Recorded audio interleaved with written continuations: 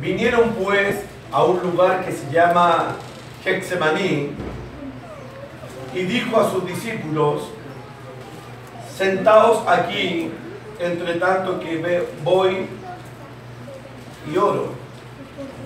Y tomó consigo a Pedro, a Jacobo y a Juan, y comenzó a entristecerse y a angustiarse. Y les dijo: mi alma está muy triste hasta la muerte. Quedaos aquí y velad. Yéndose un poco adelante, se postró en tierra y oró que si fuese posible pasase de él aquella hora. Y decía: Abba, Padre, todas las cosas son posibles para ti. Aparta de mí esta copa, mas no lo que yo quiero, sino lo que tú. Vino luego y los halló durmiendo, y dijo a Pedro: Simón, ¿duermes? ¿No has podido velar una hora? Velad y orad para que no entréis en tentación. El espíritu a la verdad está dispuesto, pero la carne es débil. Otra vez fue y oró, diciendo las mismas palabras. Al volver otra vez los halló durmiendo, porque los ojos de ellos estaban cargados de sueño, y no sabían qué responderle. Vino la tercera vez y les dijo: dormid ya y descansad. Basta, la hora ha venido. He aquí el Hijo del Hombre es entregado en manos de los pecadores. Levantaos, vamos, he aquí se acerca el que me entrega. Vamos a orar en la presencia de Dios. Vamos a pedir a Dios. Hermanito, por favor, nos dirige esta oración. Oremos a Dios.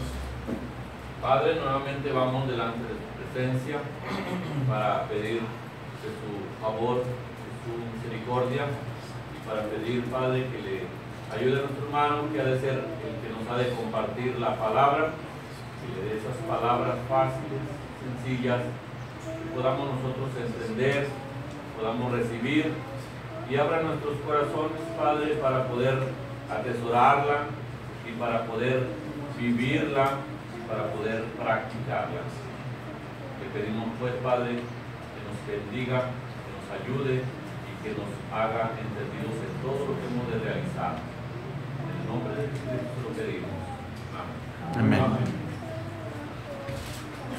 Quiero que nos ubiquemos en el contexto.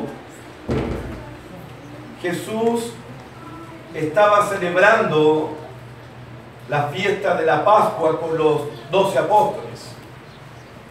La misma noche en que celebró la Santa Cena, la misma noche en que le lavó los pies a los discípulos.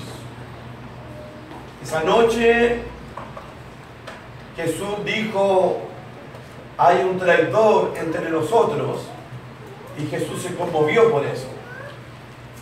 Luego le dijo a Judas: Judas, lo que vas a hacer, hazlo pronto. Y comenzó Jesús una serie de discursos, de enseñanza, de promesas para los apóstoles, los 11 que quedaron en el aposento alto. Cuando Jesús sale del aposento alto, Él va a ser arrestado por una gran turba. Judas viene en esa turba. El que me va a entregar ya viene. Lo arrestaron y lo hicieron pasar por 6 juicios. Lo declararon culpable y lo condenaron a muerte, y comenzaron a darle de puñetazos, comenzaron a desnudarlo y a reírse de él, diciéndole: salve el rey de los judíos. Y lo obligaron a llevar su propia cruz hacia el Calvario, el lugar de la calavera. Esa es la situación. Pero antes que Jesús llegue a la cruz, Él hace una parada. Y Jesús hace una parada en uno de los lugares más favoritos de Él. Un lugar donde Él acostumbraba a ir todo el tiempo a descansar, a orar, a enseñarle a los apóstoles. Ese lugar se llama Getsemaní. Por eso Judas no le costó mucho buscar a Jesús. Jesús debe estar ahí, porque siempre pasa en ese lugar. Y Judas conocía ese lugar. Y nos dice el texto en Marcos 14, versículo 32. Vinieron pues a un lugar que se llama Getsemaní. Getsemaní significa prensa de aceite, porque en ese lugar se trituraba y se exprimía el aceite del olivo. En Getsemaní, en el huerto de Getsemaní, Jesús va a ser triturado, va a ser exprimido, va a ser prensado, y donde Él va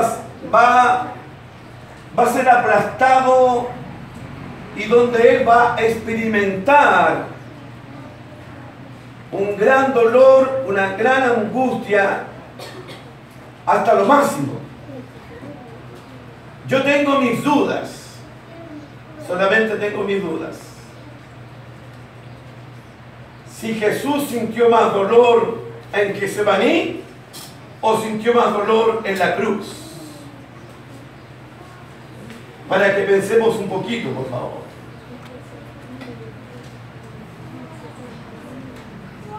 El mensaje para esta mañana tiene que ver, hermanos, si estamos pasando momentos duros, si estamos pasando momentos difíciles de aflicción, de tristeza, de dolor, Getsemaní te va a enseñarte cómo se enfrenta el dolor, cómo se enfrenta la tristeza, cómo se enfrentan los miedos y las dudas. Getsemaní nos va a enseñar en esta mañana cómo se enfrentan los momentos duros, difíciles de la vida. Getsemaní nos va a enseñar. Además, Getsemaní también nos va a enseñar cuando estoy pasando momentos difíciles en mi vida, los más duros, los más tristes. ¿Qué debo hacer cuando estoy pasando los momentos más duros de mi vida, los más tristes de mi vida? ¿Cuál es la respuesta cristiana a los momentos difíciles de la vida? Getsemaní nos enseña eso. Eso es lo que vamos a aprender en esta mañana. Si fuéramos del Antiguo Testamento, del Pacto Antiguo, les pediría a ustedes lo que Jehová le pidió a Moisés cuando estaba la zarza ardiendo. Jehová le dijo a Moisés: quítate el calzado de tus pies, porque en el lugar que estás es un lugar. Yo te invito a que entremos a Getsemaní y vamos a pisar Tierra Santa. Vamos a pisar Tierra Santa.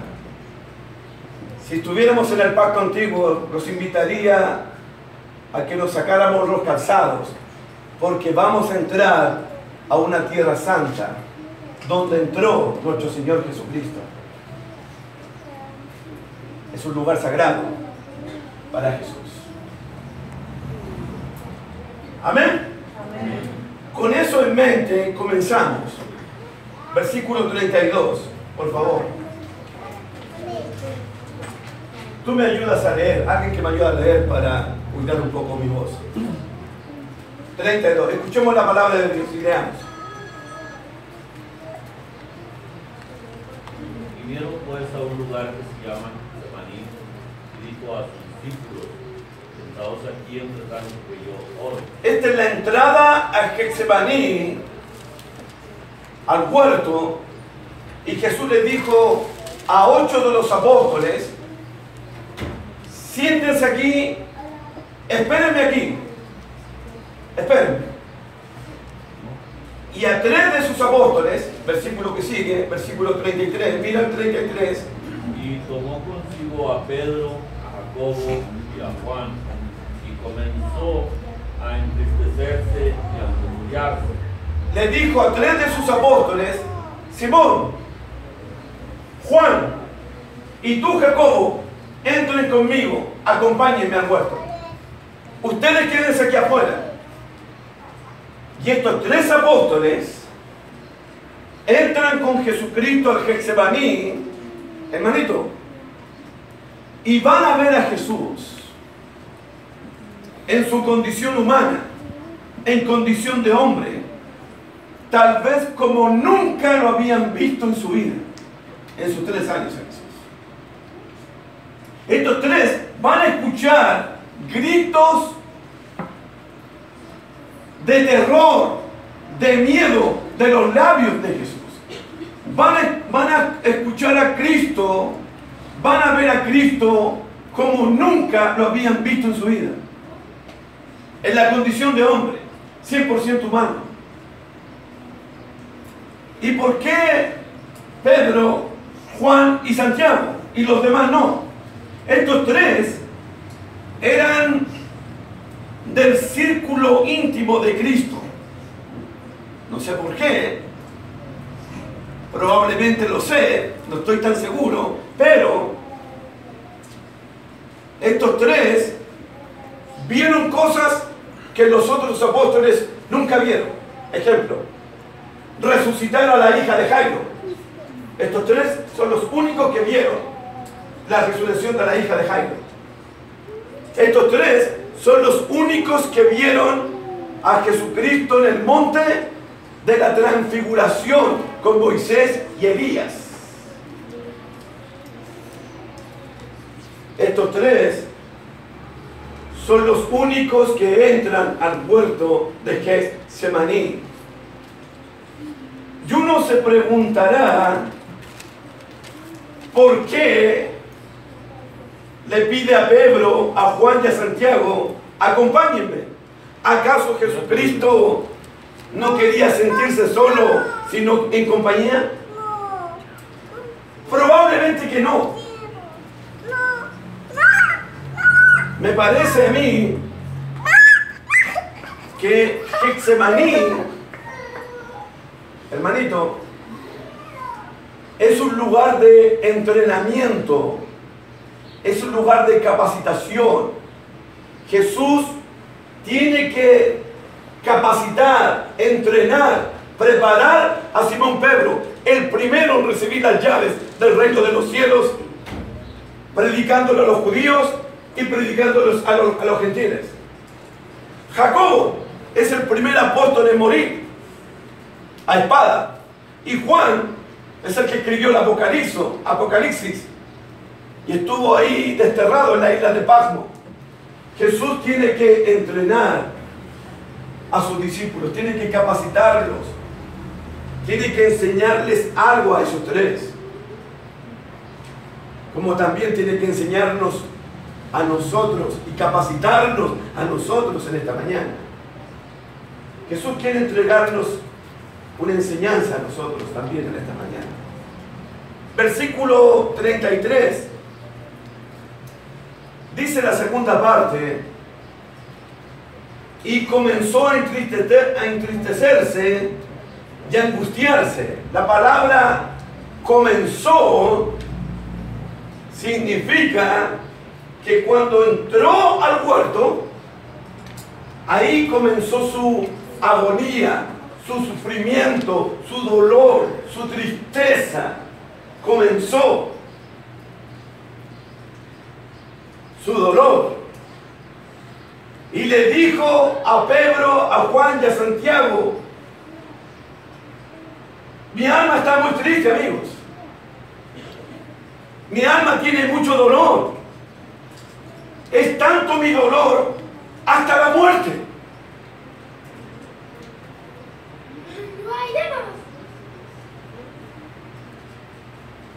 Mira la posición de Cristo, versículo 35.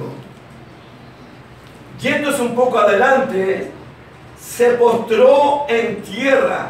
Eso significa que puso su rostro en la tierra. Puso su rostro en la tierra, en el pasto. Ahí. Y luego le dice en el 34: mi alma está muy triste hasta la muerte. Comenzó a entristecerse y a angustiarse. Esta palabra, tristeza hasta la muerte, transmite la idea de que un miedo aterrador comienza a apoderarse de él. Solo con el simple hecho de pensar algo, el miedo se apoderó de Jesús. El terror se apoderó de él. Con el solo hecho de pensar lo terrible y espantoso que en una hora más le iba a sobrevenir. La palabra significa, hermanos, ¿han visto a personas cuando les colocan, ¿cómo se llama ese traje? Esas personas que están en los psiquiatras, un traje de fuerza, camisa de fuerza. La palabra es periferia, que a Jesús como que le pusieron una camisa de fuerza que se apoderó de él, pero de miedo, de tristeza, de dolor, de angustia, algo que lo abrazó de pánico y de miedo. Esa es la idea. Jesús estaba preso, envuelto en angustia asfixiante. Mi alma está muy triste hasta la muerte.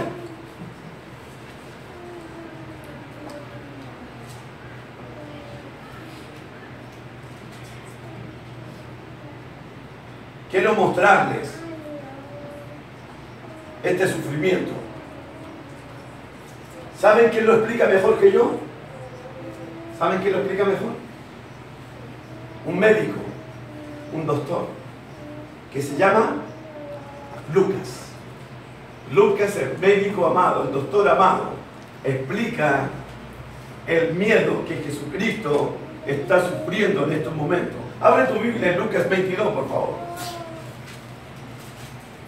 Lucas 22.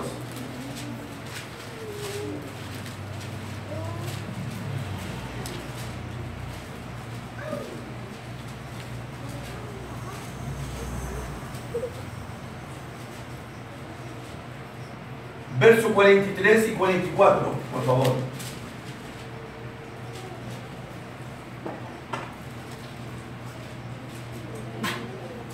Se le apareció un ángel del cielo para fortalecerle. Estando en agonía, oraba más intensamente, y era su sudor como grandes gotas de sangre que caían hasta la tierra. Su sudor caían como grandes gotas de sangre. ¿Sabes tú cómo se le llama a eso medicinalmente? Se le llama hematidrosis. Yo lo pude ver en YouTube. Son pocos los casos en el mundo, pero véanlo esta noche. Hematidrosis es cuando la tensión la presión arterial son tan grandes que llega a un nivel tan alto que los vasos capilares se revientan por dentro y comienza a mezclarse el sudor con la sangre y comienza a salir sangre con sudor. Hematidrosis. ¿Saben lo que significa, hermanitas? Jesucristo estuvo a punto de colapsar de miedo y de tristeza. Estuvo a punto de reventarse en la casa. Y lo dice el médico amado. Su sudor caía como grandes gotas de sangre. Era tanto el pánico, era tanto el miedo de nuestro Señor, era tanto el dolor de Él, que Dios, su Padre, tuvo que enviar un ángel para poder fortalecerlo, para poder animarlo, para poder ayudarlo, porque si no mi hijo se me muere aquí en el huerto, se me muere aquí mismo. ¡Wow! ¿Dónde hubo más dolor? ¿En la cruz o en el Getsemaní? Solamente para pensar. Pero la pregunta más importante en este momento, ¿qué era lo que le perturbaba a Jesús? ¿Qué era lo que le causaba miedo, terror, angustia, tristeza? ¿Qué fue lo que le causó a Cristo tanto miedo? Que comenzó a sudar gotas de sangre. Y por si acaso, estas gotas de sangre con sudor solamente son un anticipo de toda la sangre que va a derramar en la cruz. Solamente un anticipo. Porque va a tener que derramar más sangre en el Calvario. Va a sudar más en el Calvario.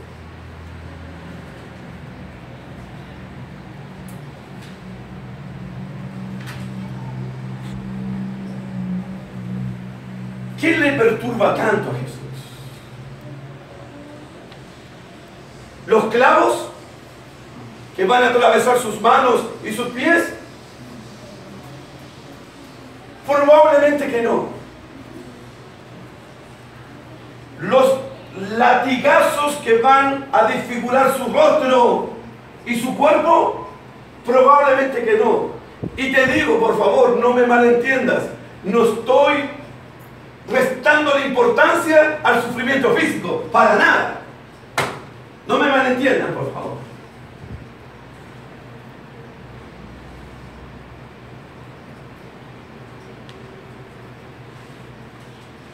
¿Le tenía tanto miedo a la crucifixión, a la muerte? Por supuesto que no. Yo soy el buen pastor y el buen pastor su vida da por las ovejas. Mi Padre me dio poder para dar la vida y para quitar la vida. Tengo poder para quitar la vida y para dar la vida. Jesús no le tenía miedo a la muerte, porque para eso había venido. Para eso fue enviado. De hecho, los apóstoles en el futuro, cuando murieron los primeros cristianos, murieron con gozo, murieron con alegría, murieron cantándole al Señor. ¿Acaso los primeros cristianos que murieron con gozo eran más valientes que nuestro Señor Jesucristo? Por supuesto que no.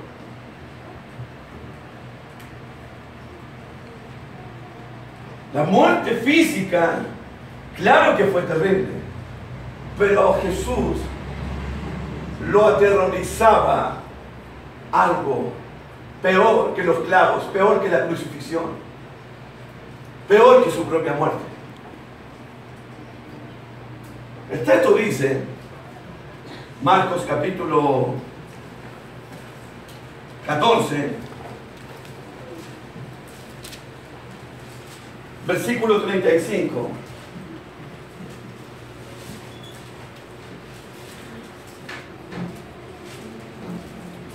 Jesús aquella noche iba a enfrentar algo que nunca sus discípulos podrían enfrentar.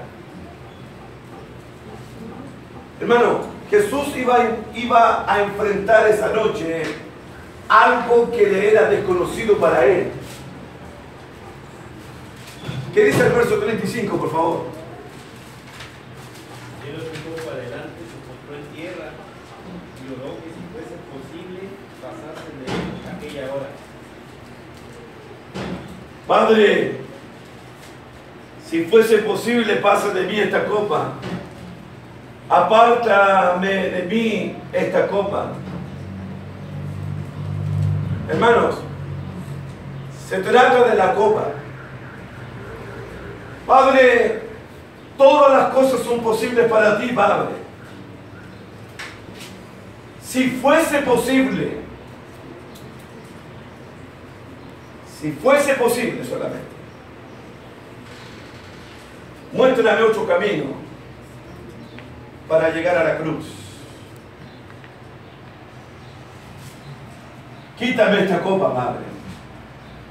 En Mateo, 3 veces,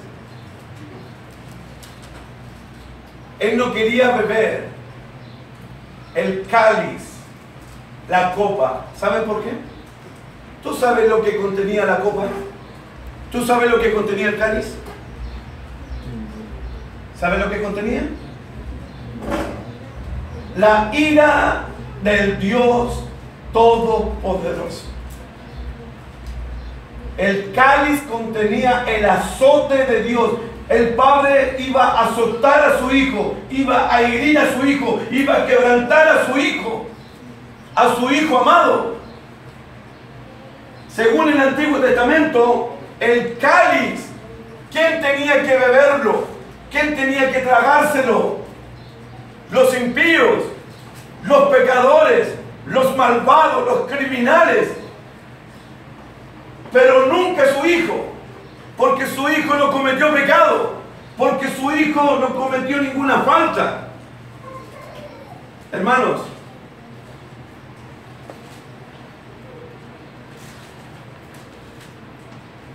lo que a Jesús lo tenía abrumado, consternado, aterrado hasta la muerte, era el hecho de que en una hora más tarde iba a recibir la ira, el fuego de su Padre justo sobre él.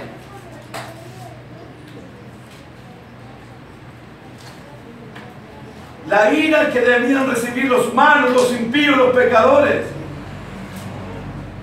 Jesús nunca había experimentado la ira de Dios, nunca había experimentado la culpa por el pecado, la vergüenza por el pecado.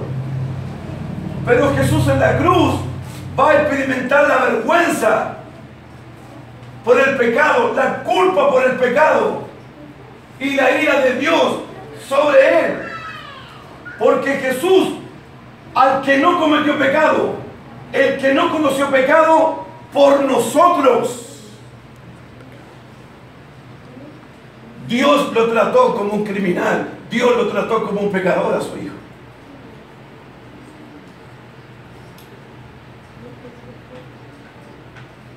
Esa ira tenía que caer sobre ti.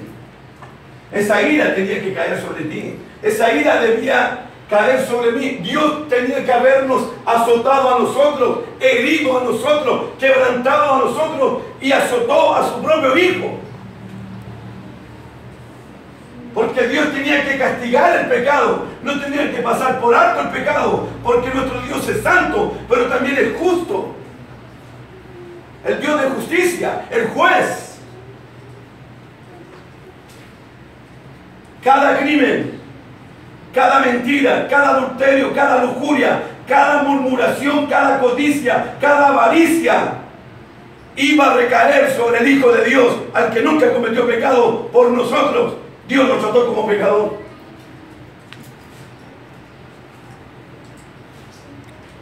Jesucristo es santo, 3 veces santo.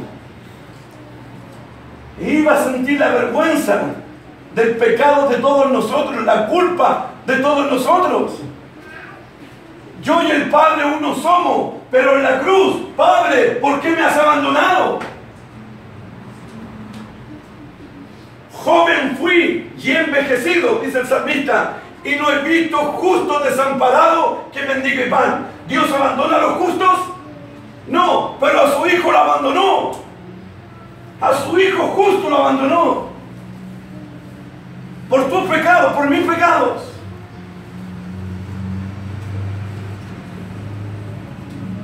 Padre, todo es posible para ti.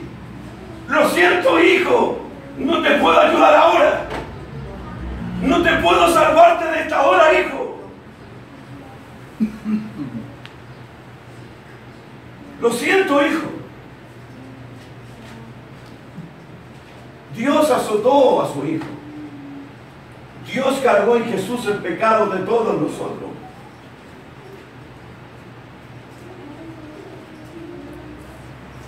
Getsemaní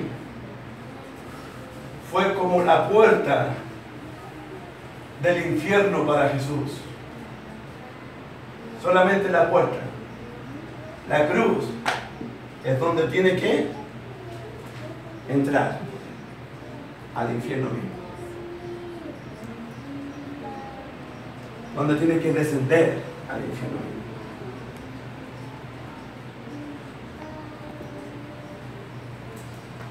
¿Quieres ver un cuadro de Jesús, una imagen de Jesús que tal vez nunca habíamos visto?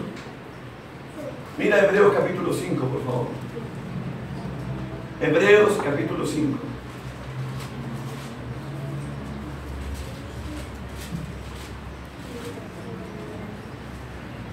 Versículo 7.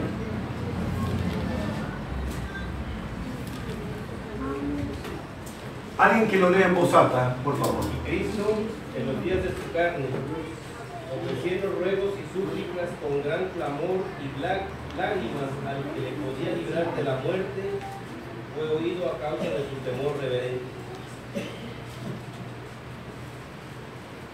Esto es demasiado para mí, lo que leí. Demasiado. Aunque era hijo, aprendió la obediencia. Aunque era hijo, fue perfeccionado. ¿Cómo Jesús aprendió a obedecer? ¿Cómo Jesús fue perfeccionado? Hay demasiado. Por el momento. Pero fíjense, hermanita, por favor, miren el texto, el versículo 7.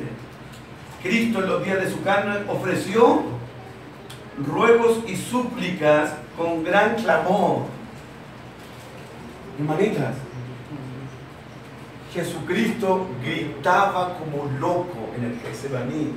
¡Papito! Porque dice Abba. Jesús fue la única persona que pudo llamar a su padre Abba. ¡Papito!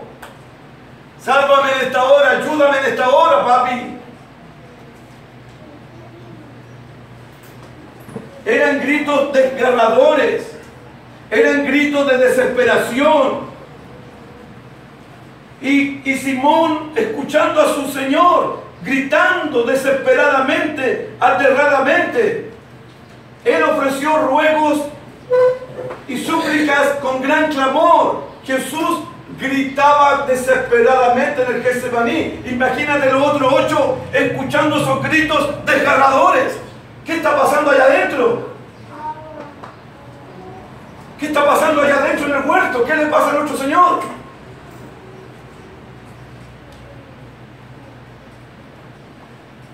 Abba, ayúdame, papito. Tú siempre estás conmigo. Te necesito, papi. Eso significa Abba. Y dice con gran clamor y lágrimas. Los apóstoles lo vieron llorar frente a la tumba de Lázaro.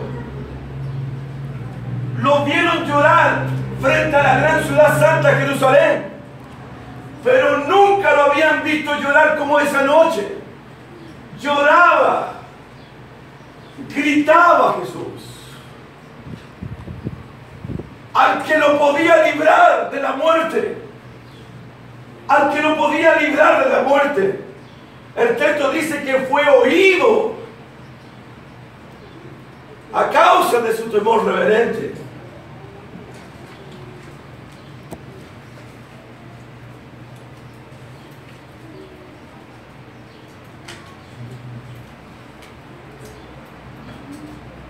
Si Cristo, hermanito, si Cristo no hubiese bebido esa copa, hermanito, por favor, si Cristo no se hubiese bebido esa copa esa noche, Dios está presente. Todos estaríamos en el infierno en este mundo.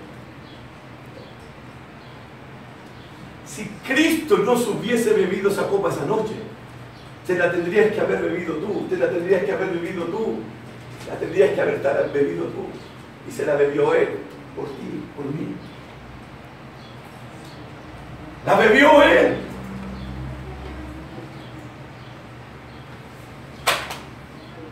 Para que no la bebiéramos nosotros. Se tragó la copa Él para que no la tragáramos nosotros. Padre, azótame a mí, pero no los azotes a ellos. Padre, abandóname a mí, pero no los abandones a ellos. Porque a ellos yo los amo, Padre. Doy mi vida por ellos, Padre.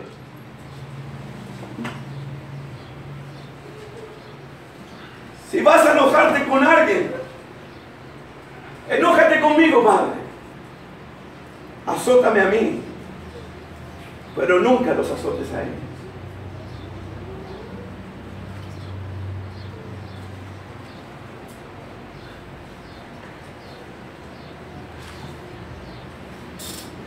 Wow. Yo celebraría la cena del Señor de nuevo. Por eso la cena es muy significativa. Por eso el bautismo es muy significativo. Por eso predicar el Evangelio es muy significativo.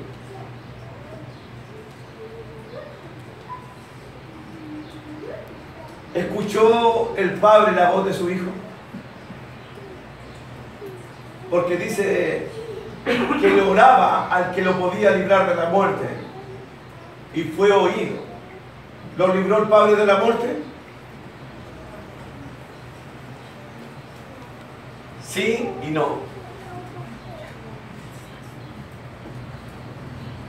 Me parece que lo libró de la muerte, no de la cruz, sino que lo libró de la muerte, porque el Padre no dejó a Jesús en la tumba, sino que lo resucitó al tercer día entre los muertos. Y nuestro Cristo vive en el día de hoy. También fue oído porque envió un ángel para fortalecerlo. Y también fue oído. ¿Sabe por qué fue oído? Porque no se hizo la voluntad de Él, se hizo la voluntad de su Padre. Padre, que no sea como yo quiero, sino como tú. Bien, hijo, así va a ser.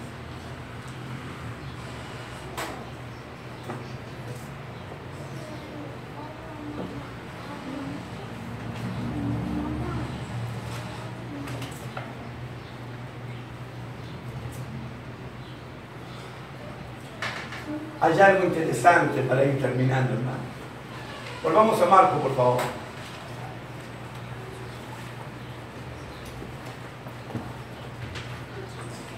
Volvamos a Marco, por favor.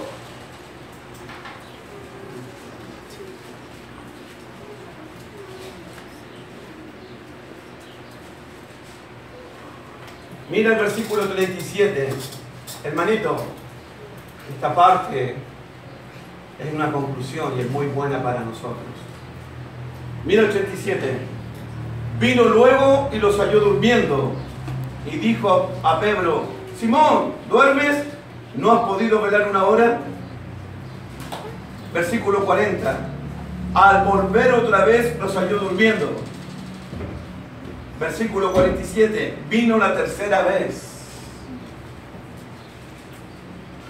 ¿Cuánto tiempo pasó Jesús orando esa noche? No lo sabemos, pero por lo menos más de una hora. No ha podido velar una hora, se fue a orar y volvió. Se fue a orar y volvió. Ahí estuvo más de una hora Jesús, postrado en tierra. llorando, agonizando emocionalmente.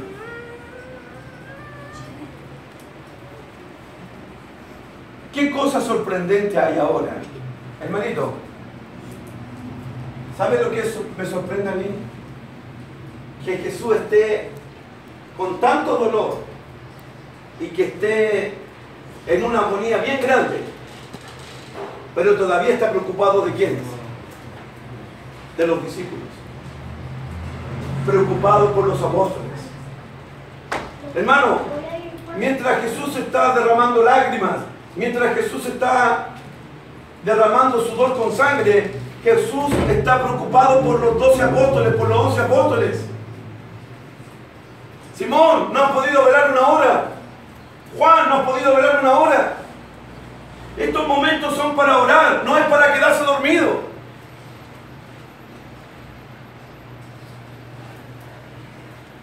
Viene la prueba, viene la crisis, va a venir el dolor.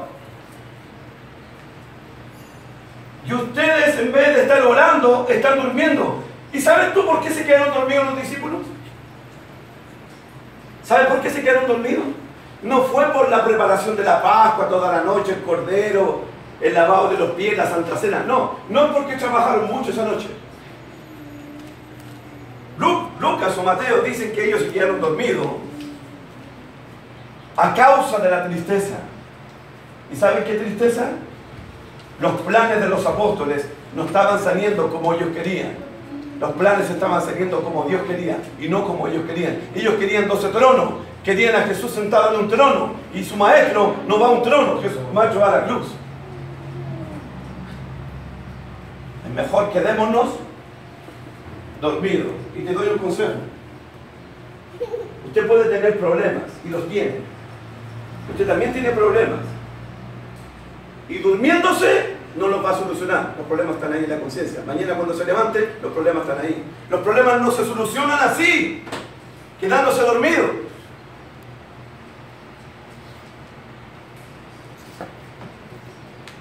Los problemas se solucionan orando a Dios, dándole la batalla a los problemas.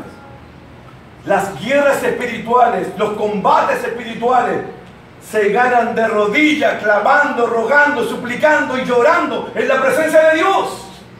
Así se ganan las batallas espirituales, orando en todo tiempo, orando sin cesar. Porque el diablo, como león rugiente, buscando a quien devorar. El espíritu a la verdad está dispuesto. Eso es lo que dice Jesús en el verso 38, por favor. Léalo. Velad y orad para que no entréis en tentación.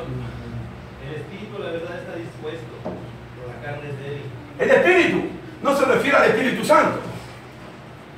¿Se acuerda que Jesús dijo que Dios busca verdaderos adoradores que lo adoren Él?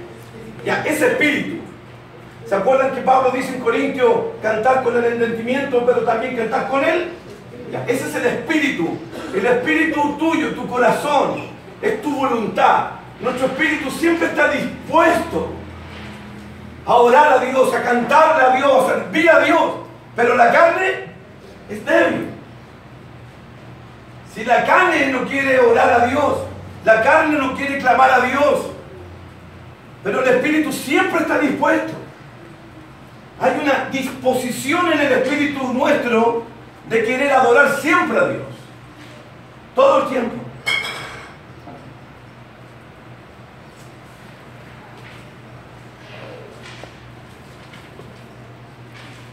Hermanos,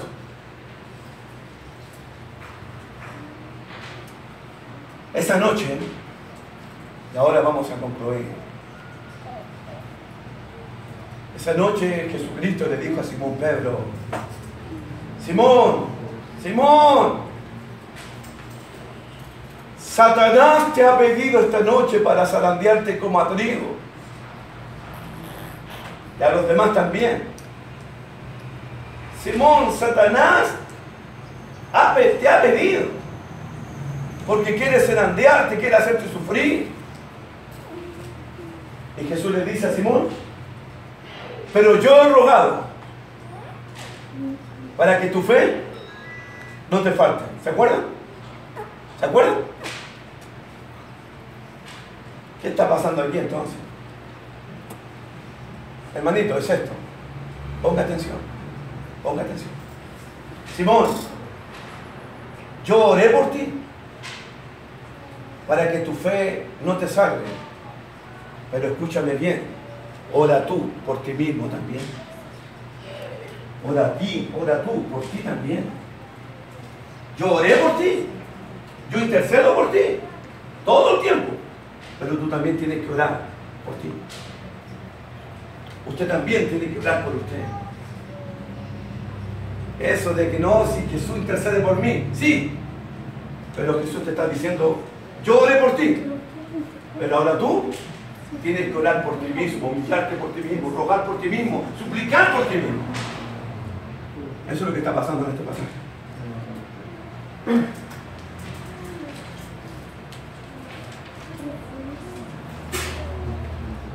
¿Cómo enfrentamos el dolor? ¿Cómo se enfrentamos las enfermedades? Les va a parecer extraño a ustedes. De rodillas. ¿Sí? Pero nuestro Señor también oró de rodillas, en la presencia de su Padre. De rodillas. Las grandes batallas se ganan de rodillas en la presencia de Dios. Amén. Amén. Y por último, lo más importante en medio del dolor, en medio de la enfermedad, en medio de la desesperación, ¿sabes lo que es más importante? Padre, estoy sufriendo, Padre. Tengo tristeza en mi corazón, Padre. Estoy afligido. Padre, tengo miedo. Pero te pido una cosa, Padre. En medio de todo mi dolor, que no se haga mi voluntad, sino que se haga la tuya, Padre Santo. Porque lo más importante en medio del sufrimiento es hacer la voluntad de Dios, aunque nos cueste lágrimas de los ojos. Que Dios me lo bendiga, hermanitos. Vamos a orar, vamos a rogar a nuestro Padre. Vamos a orar a nuestro Dios.